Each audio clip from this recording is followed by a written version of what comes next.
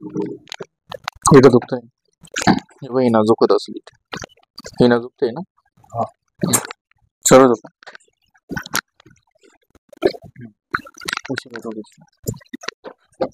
आता तुमच्या कमरामध्ये L4 मध्ये वर्षिडी खाली सरकून भरपूर दिवस झाले.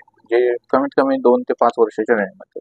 पण याच्या आधी तुम्हाला 2 महिन्यातून 3 महिन्यातून एकदा कमरामध्ये टिचा भरायचं, चमक भरायची. ठिकाणी वाकून लिमिटपेक्षा जास्त वजन उचललं, जास्त वाकून काम केलं, जास्त प्रवास झाला, वाकडे तिकडे बसले तर व्हायचं. म्हणजे त्यातून एकदा मूग वगैरे लावलं, शेकवलं, पेन किलर घेतली की कमी होऊन जाईल. पण आता एवढ्यात काय झालं, लिमिटपेक्षा जास्त काहीतरी वजन उचलल्यानंतर कमराला झटका बसला. त्याच्याने ती गादी असते कमरातली, ती गादी बऱ्यापैकी बाहेर आहे. म्हणून तिथून रक्तपुरवठा करणारी जी सायटिका नावाची नस असते ती दाबली गेली. तिथून रक्तपुरवठा पूर्ण पायाला होत नाही. म्हणून तुमचा कमरापासून एक पाय दुखतो, जड पडतो, रग लागते, कळ लागते. मग याच्यातल्या काही संख्या तुम्हाला जाणवणार, काय नाही जाणवणार. टक्केवारी जशी जसं प्रमाण वाढतं तसा हा प्रकार वाढत जातो. आता यालाच म्हणतात सायटिका प्रॉब्लेम. जसं एकदा एखादी गाडी एखाद्या खड्ड्यामध्ये जाऊन आदळली तर व्हील अलाइनमेंट बिघडतं. पण अलाइनमेंट बिघडल्यानंतर लगेच चाक नाही कसं, त्याला 5,000 10,000 नंतर रन व्हावं. तसं तुमचं स्पायनल कॉर्ड आहे. एखाद्या वेळेस तुम्हाला झटका बसला, वजन उचलला, त्यावेळेस फक्त टिक सरकली. पण जसं जसं तुमच्या हार्ड वर्किंग मध्ये जसं जसं ते कार्टिलेज घसलं जाईल बाहेर, तसा हा प्रकार वाढत जातो. याच्या स्टेज असते, first stage, second stage, third stage. जसं जसं तुमचं प्रमाण वाढत जाईल, वर्कआउट होईल, तसं हे प्रमाण वाढत जाईल. आणि 1-2 दिवसात होत नाही. त्याला 2 महिने, 3 महिने, 6 महिने, 2-3 वर्ष, 5 वर्ष द्यावं लागतं. तसं ते हळूहळू प्रकार वाढतो. आणि जेव्हा सेकंड स्टेज, थर्ड स्टेज पार होतो, त्याच्यानंतर बरेच डॉक्टर याला ऑपरेशन सांगतात. आणि याचा LS स्पाईनचा MRI केला त्याच्यात हे दिसतं, एक्सरा मध्ये नाही दिसत. एक्सरा हा फक्त बऱ्यापैकी तुमचं क्रॅक झालं, फ्रॅक्चर झालं, लिमिटपेक्षा जास्त झीज झाली, लिमिटपेक्षा जास्त गॅप पडला, या गोष्टी त्याच्यात दिसतात.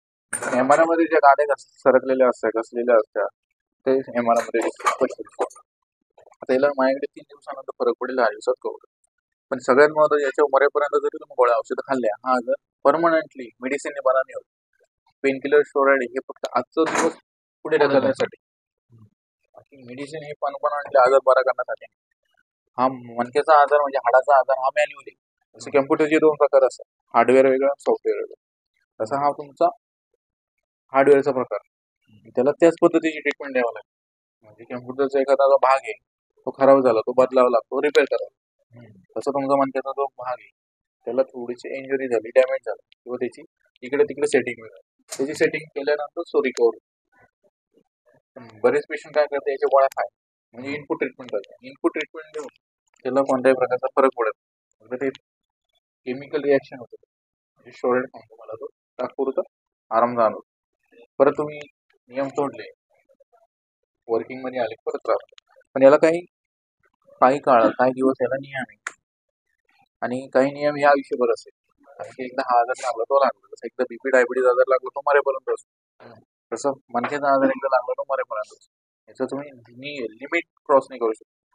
जसं की एकदा तुम्ही इथून पुढे 15 ते 20 किलोच्या पुढे वाकून नाही वजन उचलू शकता. उचलायचं आहे, LS बेल्ट येतो कमरेचा, तो लावून उचलायचा.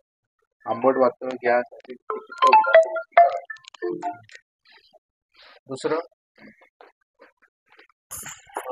कमरेला झटका बसेल अशा काही गोष्टी करायच्या नाही. त्याला पालतं झोपणं चालणार, 30 डिग्रीत बसणं झोपणं चालणार. दुसरं जाड गाडी, जड सोफा बसणं झोपणं चालणार. मोपेड गाडी जास्त चालवणं चालणार. मोपेड गाडीचं कारण की मोपेड गाडीचं सस्पेन्स खूप कमी आहे. आणि दुसरं त्याची बैठक ही चुकीची. बसल्यानंतर तुम्ही कुबडत बसता, ताट नाही बसताय. तर जो व्यक्ती 5 ते 10 किलोमीटर पेक्षा जास्त चालवतो, ज्याला मणक्याचा आजार, त्याला भयंकर त्रास होतो.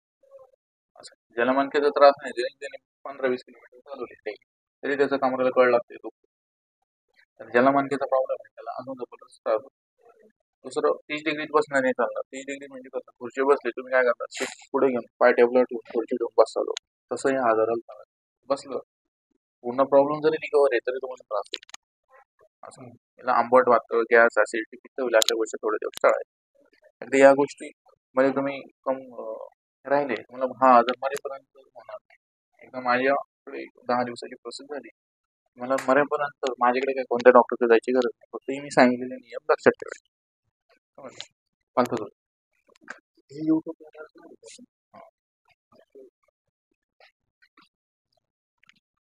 तुम्हाला पहिले विचारूनच घेतलं.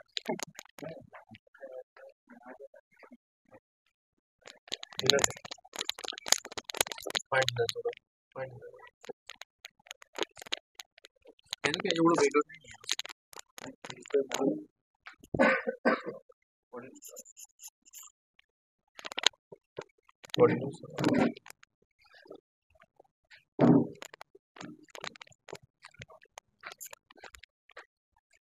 पाणी मला नको आहे का तुमचा चेहरा ब्लर केला चालेल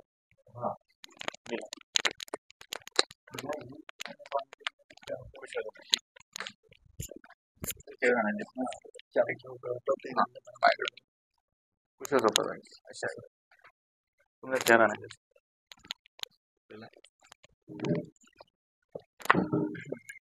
पायकडे नको ते तो असं नाही करत आहे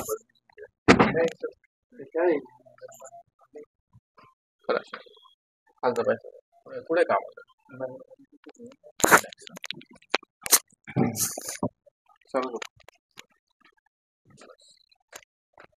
रिलॅक्स रिलॅक्स